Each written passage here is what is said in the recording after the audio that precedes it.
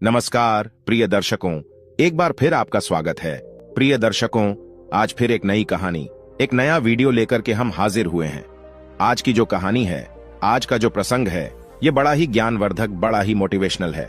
प्रिय दर्शकों, एक गिद्ध ने बताया कि किसी की हंसी उड़ाने वाले को भगवान कौन सा दंड देते हैं।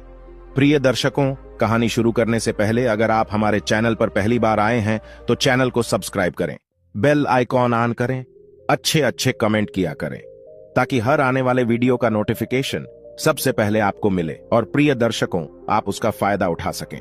तो शुरू करते हैं दर्शकों आज की ये प्यारी सी कहानी, ये प्यारा सा वीडियो। प्रिय दर्शकों, प्राचीन समय की बात है। किसी नगर में एक साहूकार रहता था। उस साहूकार के पास बहुत सी जमीन थी और बहुत सारा धन था। उसके पास किसी भी बात की कोई कमी नहीं थी। धन दौलत से उसका घर भरा हुआ था। प्रिय दर्शकों, उस साहूकार को किसी भी पत्नी से संतान की प्राप्ति नहीं हुई। संतान पाने के लिए उस साहूकार ने 4 विवाह कर लिए थे, क्योंकि उसके घर में कोई संतान नहीं थी, जिसकी वजह से वह लगातार विवाह करता चला गया।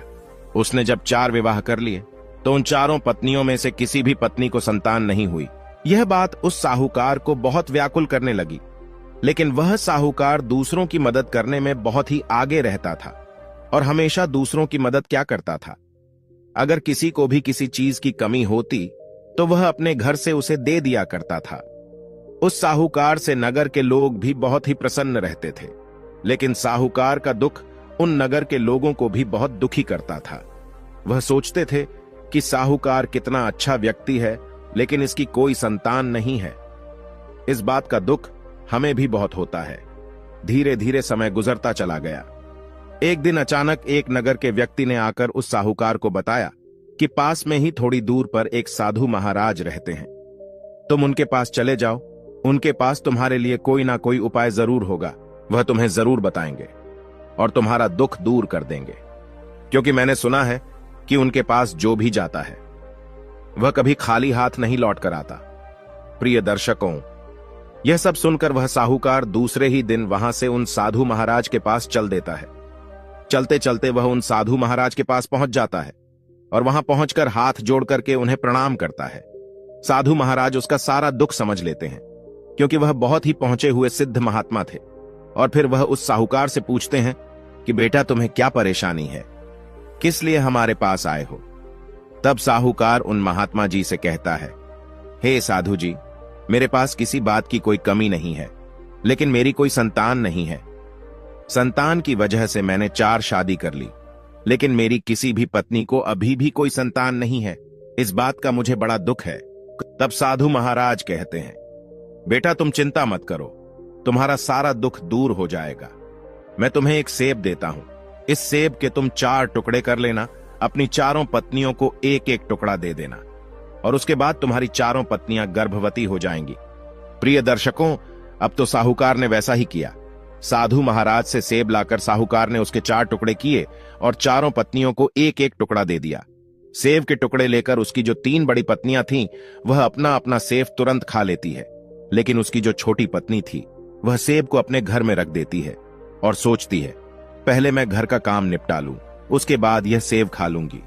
ऐसा विचार करके वह काम करने के लिए घर में चली जाती है। इतने में कहीं से एक गिद्ध उड़ता हुआ आ जाता है और वह सेब को झूठा करके उड़ जाता है। जब वह स्त्री नहा धोकर आती है तो वह उस सेब को खा लेती है और कुछ ही दिनों में साहूकार की चारों पत्नियां गर्भ धारण कर लेती हैं। यह खबर सुनकर वह साहूकार बहुत प्रसन्न होता है और सोचता है कि कितने दिन बाद मेरे घर में खुशी आने वाली है। धीरे धीरे ऐसे ही उन चारों का समय पूरा हुआ और उन चारों स्त्रियों ने एक एक बेटे को जन्म दिया। प्रिय दर्शकों, साहूकार की जो पहली, दूसरी और तीसरी पत्नी थी, उन्होंने तो बहुत ही सुंदर सुंदर बेटों को जन्म दिया, लेकिन जो छोटी पत्नी थी उसने एक अजीब बच्चे को जन्म दिया। वह लड़का एक गिद्ध के आकार का था। यह सब देख करके वह साहूकार बहुत दुखी हुआ।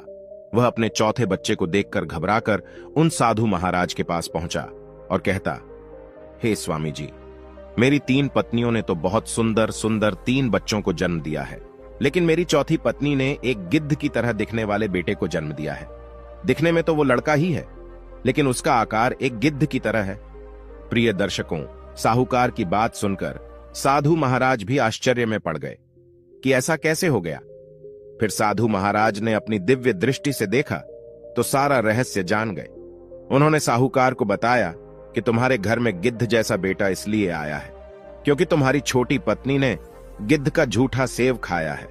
अब इसमें मैं कुछ कर तो नहीं सकता, लेकिन तुम चिंता मत करो, तुम्हारा यह बेटा बुद्धि में बहुत तेज होगा और आगे चलकर वह बहुत ही सुंदर और गुणवान बन जाएगा। प्रिय दर्शकों, साहूकार ने सोचा, चलो कोई बात नहीं है, जैसा भी है मेरा बेटा है, 3 बेटे तो मेरे कम से कम ठीक ठाक है ही। यह सब विचार करके वह वहां से अपने घर आ जाता है। फिर उन चारों पुत्र का नामकरण करवाता है। कुछ दिन बाद जब उनके बच्चे धीरे धीरे बड़े होने लगते हैं तो साहूकार की चारों पत्नियों में आपस में झगड़ा होने लगता है। साहूकार की जो छोटी पत्नी थी वह बड़ी ही सीधे स्वभाव की थी, लेकिन बड़ी वाली तीनों बड़ी घमंडी थी। वह छोटी वाली को ठीक से सम्मान नहीं देती थी। जब उन चारों में आपस में झगड़ा होने लगा तो साहूकार इस बात से बहुत परेशान था। दर्शकों, साहूकार की वह तीनों बड़ी पत्नियां छोटी वाली के बेटे को अपने पुत्रों के साथ नहीं खेलने देती थी और अपने पुत्रों के अंदर उस गिद्ध के प्रति बहुत ही घृणा भरती रहती थी। उनके बच्चे भी उस गिद्ध से घृणा करते थे। एक दिन साहूकार ने विचार किया कि मेरे पास धन की तो कोई कमी नहीं है, क्यों ना मैं अपनी चारों पत्नियों के लिए अलग अलग मकान बनवा दूं। दर्शकों, वैसा ही हुआ। साहूकार ने चारों के लिए अलग अलग मकान बनवा दिए और वह चारों पत्नियां अलग अलग मकानों में रहने लगी। इधर जो 3 बेटे थे वह तो एक साथ खेलते रहते थे, लेकिन जो गिद्ध की तरह था वह बेटा बेचारा अकेला ही खेलता रहता था और उसका सभी लोग मजाक उड़ाते थे। नगर के लोग भी उसकी बहुत हंसी उड़ाते थे। उससे कहते थे, गिद्ध भाई, क्योंकि वह एक गिद्ध की तरह था। उसे कभी भी उसके नाम से नहीं पुकारा जाता था, लेकिन वह कभी इस बात से दुखी भी नहीं होता था। वह सोचता था कि भगवान ने मुझे ऐसा रंग रूप दिया है, इसी वजह से सब लोग मुझे गिद्ध गिद्ध कहकर बुलाते हैं। धीरे धीरे वक्त गुजरता चला गया। समय के साथ साहूकार के चारों बेटे जवान हो जाते हैं। तभी साहूकार विचार करता है कि क्यों ना मैं अपने तीनों बेटों को धन कमाने के लिए शहर भेज दूं। प्रिय दर्शकों, साहूकार ने वैसा ही किया। उसने अपने तीनों बेटों को अपने पास बुलाया और उन तीनों से कहा कि बेटा, अब तुम बड़े हो गए हो, कुछ ही दिन बाद तुम्हारा विवाह हो जाएगा, इसलिए तुम पहले मुझे कुछ धन कमा कर दिखाओ। मैं देखना चाहता हूं कि तुम्हारे अंदर कितनी बुद्धि है। प्रिय दर्शकों, अपने पिता की बात मानकर वह तीनों बेटे शहर के लिए चल देते हैं।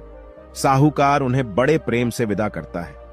जब यह बात उस गिद्ध को पता चलती है तो वह भी अपने पिताजी के पास आता है और कहता है, पिताजी, मैं भी धन कमाने के लिए शहर जाना चाहता हूं, मैं भी कमा करके धन लाऊंगा। यह बात सुनकर वह साहूकार कहने लगा कि बेटे, तुम अभी बहुत छोटे हो, तुम्हारा आकार बहुत छोटा है। अगर तुम कहीं बाहर जाओगे तो सब लोग तुम्हारा मजाक उड़ाएंगे और तुम कुछ काम नहीं कर पाओगे। प्रिय दर्शकों, लेकिन वह इस बात को मानने को तैयार नहीं हुआ। गिद्ध कहता है कि हे पिताजी, मैं भी बड़ा हो गया हूं, मैं बाहर धन कमाने जाऊंगा। मेरा आकार छोटा है, इससे क्या फर्क पड़ता है, लेकिन मैं धन कमाकर तो ले ही आऊंगा। अपने बेटे की जिद के आगे वह साहूकार झुक गया और अपने सबसे छोटे बेटे को उसने जाने की आज्ञा दे दी। अपने पिता से आज्ञा पाने के बाद छोटा बेटा भी कमाने के लिए निकल पड़ा, लेकिन उससे पहले उसके तीनों भाई वहां से जा चुके थे। अब वह गिद्ध अकेला ही रास्ते में चलने लगा। कुछ ही दूर चलने पर उसकी नजर अपने तीनों भाइयों पर पड़ती है और वह जल्दी जल्दी अपने भाइयों के पास पहुंच जाता है। चलते चलते रास्ते में उन तीनों भाइयों को प्यास लगने लगी। तभी वह सोचने लगते हैं कि कहीं पानी मिल जाता तो अच्छा होता। इतने में उन्हें एक नारियल का पेड़ दिखाई देता है जो कि बहुत ऊंचा था। उन्होंने सोचा कि इस पेड़ पर हम चढ़ना नहीं जानते, लेकिन अगर हमारा गिद्ध भाई होता तो वह नारियल तोड़कर हमें पानी जरूर पिला देता। वह तीनों ये बात कह ही रहे थे कि पीछे से वह गिद्ध कहने लगा, भाई तुम चिंता मत करो, मैं भी यही हूं तुम्हारे पीछे। प्रिय दर्शकों, उसे देख करके वह तीनों प्रसन्न हो जाते हैं और कहते हैं कि हमें बहुत तेज प्यास लगी है, तुम हमें एक नारियल का पानी तोड़कर पिला दो। गिद्ध ने कहा, अरे भाई, ये कितनी ही बड़ी बात है, अभी लो। इतना कहकर वह तुरंत ही पेड़ पर चढ़ जाता है। उन तीनों को नारियल पानी देता है। पानी पीने के बाद वह तीनों आराम से वहीं पर लेट जाते हैं और आपस में चुपचाप बातें करते हैं। कहते हैं, भाई हम अभी सोने का नाटक करेंगे और जब यह गिद्ध सो जाएगा तब हमें यहां से चुपचाप निकल जाना होगा। हम इस आफत को अपने साथ नहीं रख सकते, शहर में कोई पूछेगा, ये कौन है, तो हमें कहना पड़ेगा कि यह हमारा भाई है। सब लोग हम पर हंसेंगे, इसलिए अपने साथ इसे शहर ले जाना ठीक नहीं है। हम तो इसे वैसे भी पसंद नहीं करते हैं। ऐसी बातें करने के बाद में बीच वाला भाई बोला कि गिद्ध भाई थोड़ी देर आराम कर लो और सो जाओ, फिर उसके बाद हम चारों साथ चलेंगे। अपने भाइयों की बातों पर भरोसा करके वह बेचारा गिद्ध वहीं पर सो जाता है, लेकिन वह तीनों बड़े भाई उसे सोता हुआ छोड़कर वहां से चले गए और वह अकेला सोता रह गया। थोड़ी देर बाद जब उस गिद्ध की आंख खुली तो उसने देखा कि मेरे तीनों भाई यहां से जा चुके हैं, तो उसे बहुत रोना आया और वह रोने लगता है। थोड़ी देर बाद वह सोचता है कि मुझे इस तरह हिम्मत नहीं हारना चाहिए, मुझे भी धन कमाकर पिताजी को दिखाना है। अगर मैं ऐसे ही हार गया तो मेरे शहर आने का क्या फायदा होगा। यही विचार करके वह भी शहर की तरफ चल देता है और वह शहर में पहुंच जाता है। इधर उन तीनों को तो बहुत ही अच्छी अच्छी नौकरी मिल जाती है, लेकिन उस बेचारे गिद्ध भाई को कहीं भी नौकरी नहीं मिलती है। वह जहां भी जाता है वहां उसका मजाक बनता है और मजाक के बाद उसे घर से निकाल दिया जाता है। वह गिद्ध बहुत ही परेशान होने लगा और सोचने लगा कि भगवान ने मुझे यह कैसा बना दिया जिसकी वजह से मुझे इतने दुख देखने पड़ रहे हैं। धीरे धीरे 3-4 दिन बीत जाते हैं। वह एक दिन एक सेठ के घर जाता है और सेठ से कहता है कि मुझे आप अपने काम पर रख लो। वह सेठ पूछने लगा कि आप अपने काम के लिए कितने रुपए लोगे। तभी वह कहने लगा कि नहीं नहीं भाई, मुझे कोई रुपए नहीं चाहिए, केवल अपने काम पर रख लो। प्रिय दर्शकों, वह सेठ भी बहुत कंजूस था। उसने सोचा मुफ्त का मौका मिल रहा है तो इसमें क्या बुराई है, इसे काम पर रख लेते हैं। तभी वह सेठ उस गिद्ध को रख लेता है और कहता है कि तुम्हारा काम कुछ भी नहीं है, सिर्फ मेरे पुत्र की देख रेख करनी है, क्योंकि मेरी पत्नी उसे बहुत छोटा छोड़कर पहले ही मर चुकी है और एक छोटे से बच्चे को मुझ पर छोड़ गई। गिद्ध ने कहा, भाई ठीक है, मैं आपके बच्चे की देखभाल करता रहूंगा। यह सुनकर वह सेठ बहुत प्रसन्न हुआ। उसने सोचा चलो ठीक है, अब मैं अपना व्यापार अच्छे से करूंगा। अब वह अपने व्यापार में जुट जाता है। इधर वह गिद्ध भाई उसके बच्चे की देखभाल करता है। प्रिय दर्शकों, उस सेठ का बच्चा इतना शैतान था कि वह किसी भी नौकर को ज्यादा दिन वहां पर रुकने नहीं देता था। उसने इस गिद्ध को इतना भगाया कि बेचारा ऊपर से आकर नीचे गिर पड़ा। जब सेठ अपने काम से वापस आया तो उसने बच्चे की शिकायत सेठ से की। अपने बच्चे को तो नहीं डांटा, उल्टा उसकी बातों पर हंसने लगा और ताली मारने लगा। कहने लगा, मेरा बच्चा बहुत शैतान है, यहां किसी नौकर को रुकने नहीं देता है। पता नहीं कितने नौकर आए और चले गए। इसने किसी का पैर तोड़ा तो किसी का हाथ तोड़ा, किसी भी नौकर को यहां पर ठहरने नहीं दिया, और तुम इसकी शिकायत मुझसे कर रहे हो। अगर तुमसे यह जिम्मेदारी नहीं उठाई जा रही है तो ठीक है, तुम चले जाओ। दर्शकों, उस सेठ की बात सुनकर गिद्ध को क्रोध तो बहुत आया। सोचा कि मैं छोड़कर चला जाऊं, लेकिन फिर वह विचार करता है कि अगर मैं यहां से चला गया तो मुझे कहीं भी नौकरी नहीं मिलेंगे, मुझे अपनी बुद्धि का प्रयोग करना पड़ेगा। प्रिय दर्शकों, 2-3 दिन वह उस सेठ के लड़के की शैतानी को बर्दाश्त करता है। फिर उसने अपनी बुद्धि का प्रयोग किया और सोचा कि अब ऐसे काम नहीं चलेगा। उसने देखा कि सेठ इतना धन जमा कर रहा है, यह सारा धन उसका बेईमानी का है।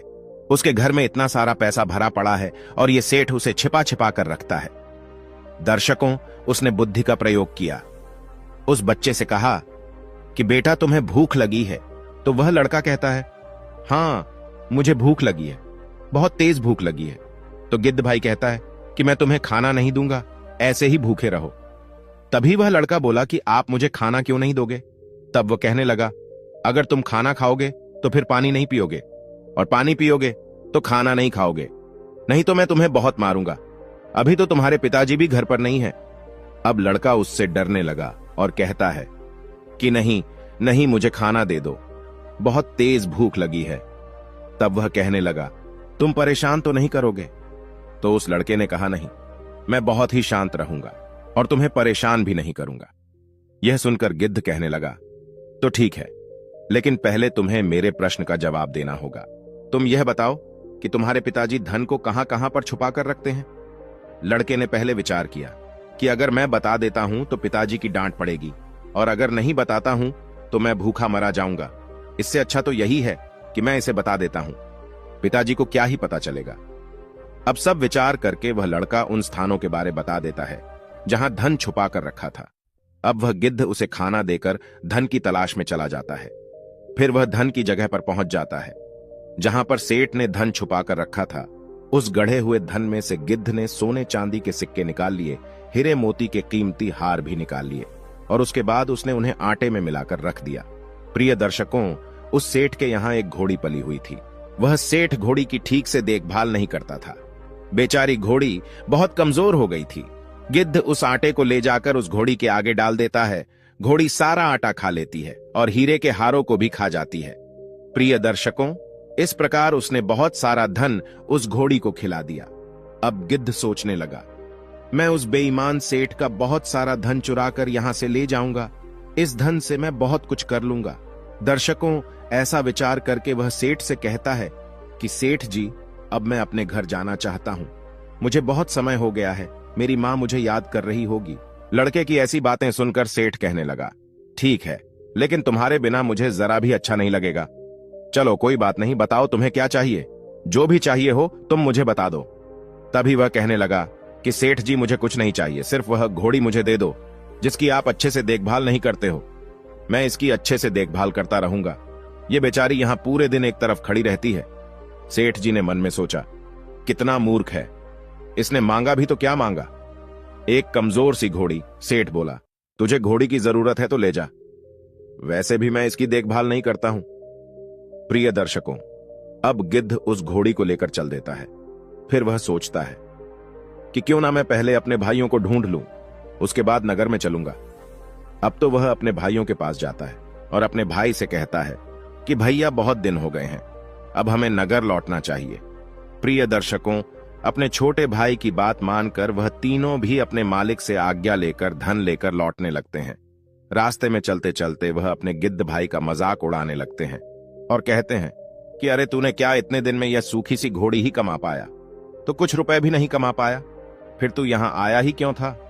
दर्शकों, गिद्ध अपने भाइयों की बातों का बुरा नहीं मानता था। वह अपने रास्ते में चलता रहा। कुछ दूर चलने के बाद उन तीनों भाइयों को भूख लगने लगी। तभी रास्ते में एक बेर का पेड़ पड़ा जिसमें बहुत सारे बेर लगे थे। बेर के पेड़ को देखकर वह तीनों भाई उस गिद्ध से मीठी मीठी बातें करने लगते हैं और कहते हैं कि गिद्ध भाई, हमें भूख लगी है, हमारे लिए बेर तोड़ दो। दर्शकों, अब वह गिद्ध भाई पहले जैसा नहीं था। अब वह समझ चुका था कि कौन मेरा अपना है और कौन मेरा शत्रु। वह झट से अपनी घोड़ी से उतरा और बेर के पेड़ पर चढ़ गया। पहले तो वह मीठे मीठे बेर खुद खाता है और अपनी घोड़ी को खिलाता है। उसके बाद कच्चे कच्चे बेर अपने भाइयों को देता है। दर्शकों, बेर खाकर वह चारों फिर से वहां से आगे को चल देते हैं और चलते चलते अपने नगर के पास पहुंच जाते हैं। जब वह नगर के पास पहुंचे तो उन्होंने सोचा कि क्यों ना हम पहले इस गिद्ध के घर चलते हैं, देखेंगे कि इसकी मां इसके साथ कैसा व्यवहार करती है, क्योंकि यह कुछ धन तो कमा करके लाया नहीं है, यह सूखी हुई घोड़ी कहीं से ले आया है। यह विचार करके वह पहले उस गिद्ध के घर जाते हैं। इधर जब नगर वालों को पता चलता है कि गिद्ध एक सूखी सी घोड़ी लेकर आया है, तो सभी लोग मजाक बनाने के लिए उसके घर पर इकट्ठे हो जाते हैं और वहां जाकर उसका मजाक बनाने लगते हैं। यह सब देखकर उसकी मां को बहुत दुख होता है और उसकी मां सोचती है कि मैंने इससे पहले ही मना किया था और यह मेरा मजाक बनाने के लिए इस सूखी सी घोड़ी को लेकर आया है। प्रिय दर्शकों, इधर वह गिद्ध अपनी मां से कहता है कि मां, तुम जल्दी जल्दी आंगन लीपो, उसके बाद 2 मोटे मोटे डंडे ले आओ। उसकी मां कहने लगी कि क्या पागल जैसी बातें करते हो। उसने कहा, मां, मेरी बात मानो, पहले आप ऐसा करो तो सही। दर्शकों, अपने बेटे के आगे उसकी एक ना चली, अब वो वैसा ही करती है। जल्दी जल्दी उसने आंगन को लीपा और मोटे मोटे डंडे लाकर रख दिए। उसके बाद वह गिद्ध घोड़ी को बीच आंगन में खड़ा कर लेता है और एक एक डंडा उसकी पीठ पर जोर से मारने लगता है। तभी वह डंडों की वजह से उल्टी करना शुरू कर देती है, जिससे सोने चांदी के सिक्के और हीरे मोती के हार निकलने शुरू हो जाते हैं। दर्शकों, यह देखकर सब लोग आश्चर्य में रह जाते हैं और कहते हैं, यह तो कोई जादू है।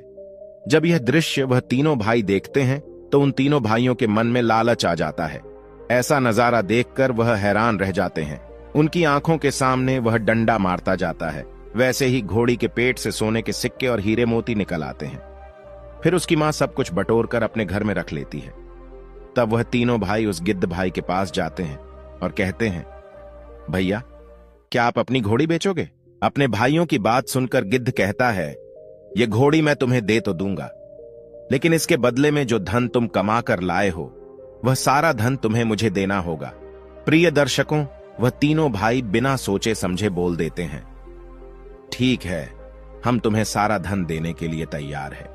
वह तीनों सोचने लगे कि जितना धन हम कमा कर नहीं लाए हैं उससे ज्यादा धन तो हम इस घोड़ी से निकाल लेंगे। यह सब विचार करके वह तीनों अपना अपना धन उस गिद्ध भाई को दे जाते हैं और उस घोड़ी को लेकर अपने घर पहुंच जाते हैं। इधर यह बात तो पूरे नगर में फैल चुकी थी कि गिद्ध भाई एक घोड़ी को लेकर आया है जो कि चमत्कारी घोड़ी है। सब लोग उस घोड़ी को देखने के लिए आते हैं। इधर उन तीनों की मां ने पहले से ही आंगन को लीप रखा था। उन तीनों ने अपनी माताओं से कहा कि मोटे मोटे डंडे लेकर आओ। वह तीनों मोटे मोटे डंडे लाकर अपने बेटे को देती है। तभी वह तीनों उन मोटे मोटे डंडों से उस घोड़ी को पीटने लगते हैं और वह घोड़ी जैसे ही उल्टी करती है तो एक सिक्का निकल आता है। उसे देखकर वह सोचते हैं कि यह वाकई में जादुई घोड़ी है। फिर तो वह तीनों उस घोड़ी की पीठ पर डंडे बरसाने लगते हैं, लेकिन उस घोड़ी से एक भी सिक्का और नहीं निकला। उन्होंने डंडे मार मार कर घोड़ी को अधमरा कर दिया, लेकिन कोई भी धन उससे नहीं निकला। फिर कुछ देर विचार करने के बाद वह सोचते हैं कि हमें तो उसने बोला था कि सोने के सिक्के निकलेंगे, लेकिन लगता है उसने हमें मूर्ख बना दिया। अब हम यह घोड़ी उसी को वापस कर देते हैं। इसे कौन खिलाएगा पिलाएगा? दर्शकों, वह घोड़ी उन्होंने ले जाकर उस गिद्ध भाई के घर पर छोड़ दी और बोले, ले भाई, अपना तोहफा अपने पास रख, हमें इसकी कोई जरूरत नहीं है।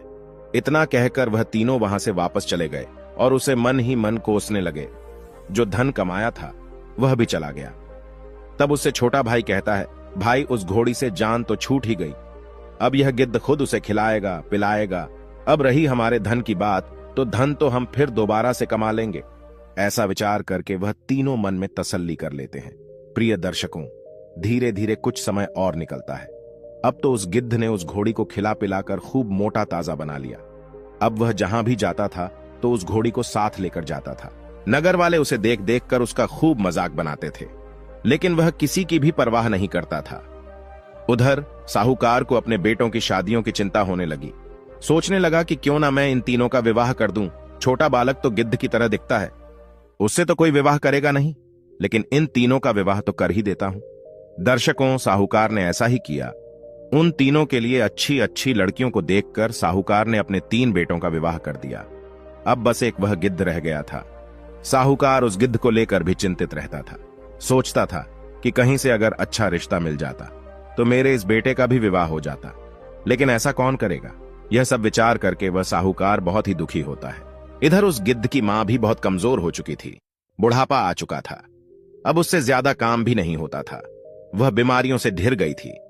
पहले तो वह सारा काम कर लेती थी, लेकिन अब उससे काम नहीं होता है। उधर वह तीनों पत्नियां आराम से बैठकर खा रही थी। क्योंकि उनके बेटों की बहुएं आ चुकी थीं, इसलिए साहूकार की तीनों बड़ी पत्नियों की तो जिंदगी आराम से कट रही थी, लेकिन छोटी पत्नी की जिंदगी बहुत मुश्किल भरी थी। वह सोचती थी कि कहीं से मेरे बेटे का विवाह हो जाता तो मैं भी परेशानी से मुक्त हो जाती। प्रिय दर्शकों, ऐसा विचार करके वह भी बहुत दुखी होती है। एक दिन की बात है, उस गिद्ध की मां को बुखार आ गया और बुखार आने की वजह से उसे बिल्कुल भी उठा नहीं गया। तब गिद्ध ने उल्टा सीधा खाना बनाया और उसके बाद स्वयं खाया और अपनी मां को भी खिलाया। एक दिन गिद्ध अपने बड़े भाइयों के घर पर खाना मांगने के लिए गया तो उन्होंने उसे वहां से भगा दिया। वह तीनों तो उससे पहले से ही जलते थे, उसे एक आंख भी नहीं देखते थे। तब उसने खुद ही खाना बनाकर अपनी मां को खिलाया और खुद भी वही खाना खा लिया। उसकी मां अब तो ठीक होने का नाम ही नहीं ले रही थी। अब वह दिन रात चारपाई पर पड़ी रहती थी, क्योंकि उसके शरीर में बिल्कुल शक्ति नहीं थी जिससे वह उठकर खड़ी हो जाती। अब सारा काम वह गिद्ध ही करता था। धीरे धीरे ऐसे ही दिन गुजरते गए। एक दिन की बात है, गिद्ध भाई सो रहा था कि उसने कुछ खटपट की आवाज सुनी। उसने सोचा कि लगता है आज हमारे घर में चोर घुस आए हैं। ऐसा विचार करके वह अपने पूरे घर में देखता है, लेकिन वहां कोई नहीं था। तभी उसने विचार किया कि शायद मेरा भ्रम होगा। यह विचार करके वह सो जाता है। जब उसकी सुबह आंख खुलती है तो उसने देखा सारा घर साफ सुथरा है। रसोई घर में भोजन बना हुआ रखा है। यह सब देखकर वह हैरान रह जाता है और सोचता है कि यह सब किसने किया होगा, लेकिन उसे खुशी भी बहुत होती है।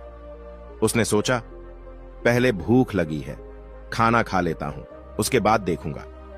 फिर उसने खाना अपनी मां को खिलाया और खुद खाया। उसके बाद आराम से रहने लगा। धीरे धीरे ऐसा होते 4-5 दिन बीत गए। उसने सोचा आखिरकार ऐसा करता कौन है, आज मैं इस बात का पता जरूर लगाऊंगा। यह सब विचार करके गिद्ध उस रात को सोया ही नहीं। वह आंधी रात का इंतजार करने लगा। आधी रात के बाद फिर से खटपट होती है और वह अपने कमरे से उठकर खड़ा हो जाता है। तभी वह देखता है कि घर का दरवाजा खुला हुआ था और घोड़ी घर के अंदर थी और उसके गले में रस्सी नहीं थी। देखते ही देखते वह घोड़ी एक सुंदर परी बन गई, जो दिखने में बहुत सुंदर थी। वह परी उसके घर की साफ सफाई करती है। यह सब देखकर वह गिद्ध बेहोश होकर गिर जाता है। जब उसकी सुबह आंख खुलती है तो वह खुद को एक कोने में पड़ा हुआ पाता है। उसे रात्रि की वह सारी बातें याद आती हैं। अब तो वह दौड़ता हुआ अपनी घोड़ी के पास जाता है और घोड़ी से कहता है कि तुम कौन हो, कहां से आई हो। लेकिन वह घोड़ी तो अपना सर हिलाने के अलावा कुछ नहीं कहती थी। वह फिर से बोलता है कि तुम कौन हो, कहां से आई हो। तो उसके पूछने पर घोड़ी ने फिर अपना सर हिला दिया। यह सब देखकर वह परेशान हो जाता है और फिर वापस जाकर अपने कमरे में लेट जाता है। फिर वह सोचता है कि आज मैं जरूर पता करूंगा कि यह घोड़ी कौन है जो रात में सुंदर परी बन जाती है। अगले दिन फिर रात होती है और उस रात को उसने अपनी उंगली को काट लिया। उसने सोचा कि आज मैं अपनी उंगली ही काट लेता हूं। इसके दर्द की वजह से मुझे नींद नहीं आएगी और मैं सारा रहस्य जान जाऊंगा। प्रिय दर्शकों, वैसा ही हुआ। जैसे ही आंधी रात का वक्त हुआ तो वह घोड़ी निकलकर सुंदर परी बन गई। वह एकदम से सुंदर परी के रूप में बदल गई। तभी उसने पूरा घर साफ कर दिया और रसोई घर में खाना बना दिया।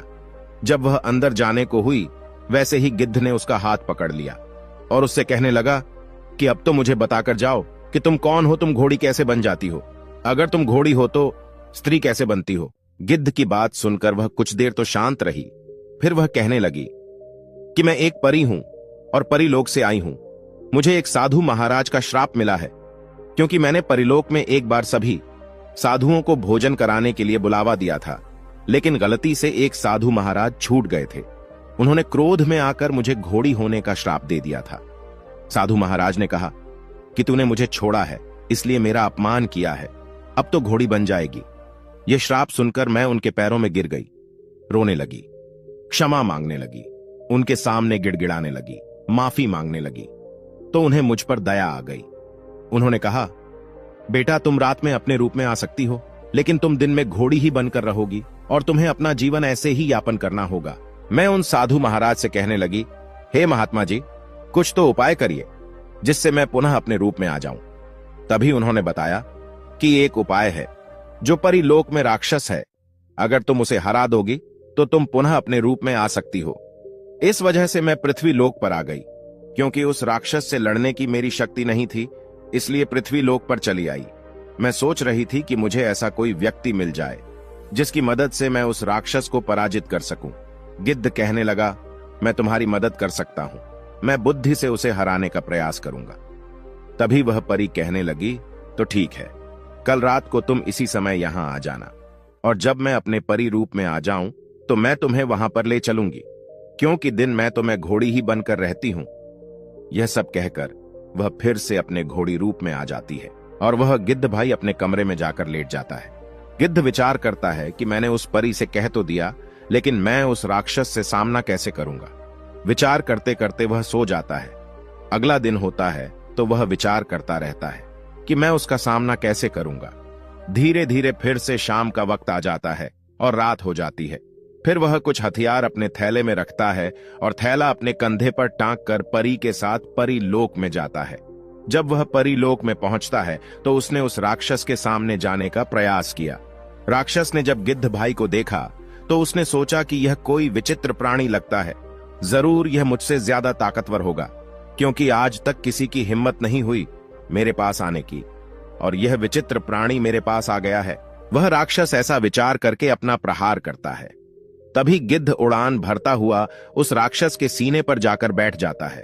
उसके बाद वह अपने थैले से कुछ हथियार निकालकर राक्षस की आंखों में मार देता है, जिससे राक्षस को बहुत पीड़ा होती है। उसके बाद वह अपने हथियारों से राक्षस का वध कर देता है। राक्षस से युद्ध करते करते गिद्ध को चोट लग जाती है। वह घायल हो जाता है और वह वहीं पर मूर्छित होकर गिर जाता है।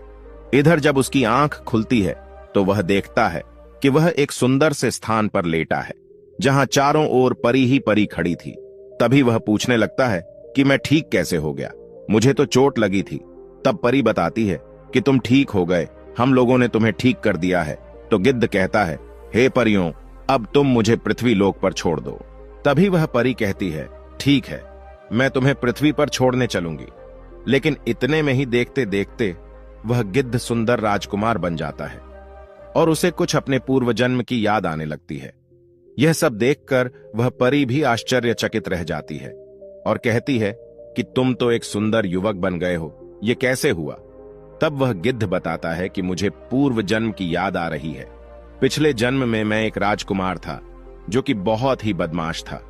मैंने एक गिद्ध को मार दिया था, जिसकी वजह से मुझे उस गिद्ध ने श्राप दिया था कि मैं भी एक गिद्ध बन जाऊंगा और मुझे भी बहुत ज्यादा दुख मिलेगा।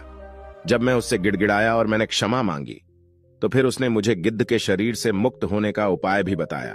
उसने कहा कि तुमसे एक परी मदद मांगने आएगी, अगर तुम उसकी सहायता कर दोगे तो तुम फिर से सुंदर युवक बन जाओगे। गिद्ध की कहानी सुनकर वह परी बहुत प्रसन्न हो जाती है। वह परी गिद्ध से विवाह कर लेती है और परी लोक की अपनी सारी शक्तियां को त्याग देती हैं। फिर उसके बाद वह दोनों पृथ्वी लोक पर आते हैं। इधर जब उसकी मां सुंदर पुत्र और बहू को देखती है तो बहुत खुश होती है।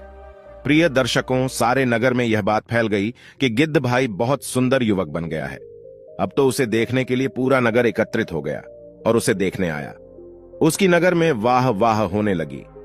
इधर जब यह बात उन तीनों भाइयों को पता चलती है तो वह मन ही मन बहुत जलते हैं, शर्मिंदा होते हैं, क्योंकि अब उसकी बहुत ही सुंदर पत्नी थी और वह खुद भी बहुत सुंदर हो चुका था। प्रिय दर्शकों, अब तो वह गिद्ध नगर का प्रिय बन गया था, क्योंकि वह भी अपने पिता की तरह सबकी मदद करता था और किसी को भी अपने घर से खाली हाथ नहीं भेजता था। अब उसकी जिंदगी में खुशहाली आ गई थी। प्रिय दर्शकों, अंत में गिद्ध बताता है कि हमें किसी के रंग रूप का मजाक नहीं उड़ाना चाहिए, न किसी से घृणा करना चाहिए। ईश्वर ने जिसे जैसा बनाकर भेजा है वह अच्छा ही होता है। यदि हम किसी की निंदा करते हैं, किसी के रूप की हंसी उड़ाते हैं, किसी को अपने रूप, गुण और बल में हीन समझते हैं, तो ईश्वर ऐसे लोगों को दंडित करते हैं, क्योंकि ऐसे लोगों के साथ ईश्वर की विशेष कृपा जुड़ी होती है। जो कुरूप होते हैं, अंगहीन होते हैं, उनकी हंसी उड़ाने वाले को ईश्वर दंड जरूर देता है। सब अपने अपने कर्मों का भोग भोगने के लिए आते हैं। अगर हम किसी का मजाक उड़ाते हैं तो हमें भी अगले जन्म में मजाक का पात्र बनना पड़ता है। ऐसे न जाने कितने प्रमाण हैं जो किसी का अपमान करने के कारण पशु पक्षी बन गए। ईश्वर ने आपको सुंदर बनाया है, धनवान बनाया है, गुणवान बनाया है, तो किसी को नीचा दिखाने के लिए नहीं, बल्कि स्वयं को विकसित करने के लिए। जो लोग अपने ऐश्वर्य का दुरुपयोग करते हैं उनसे उनका ऐश्वर्य छीन लिया जाता है। प्रिय दर्शकों, इतनी बात वह गिद्ध अंत में बताता है। तो प्रिय दर्शकों, हमारी आज की यह कहानी यहां समाप्त होती है। हम उम्मीद करते हैं कि आपको हमारी आज की यह कहानी, आज का यह वीडियो पसंद आया होगा और आप इससे ढेर सारी प्रेरणा लेंगे। मिलते हैं अगली ज्ञान चर्चा के साथ अगले वीडियो में। तब तक के लिए नमस्कार, धन्यवाद।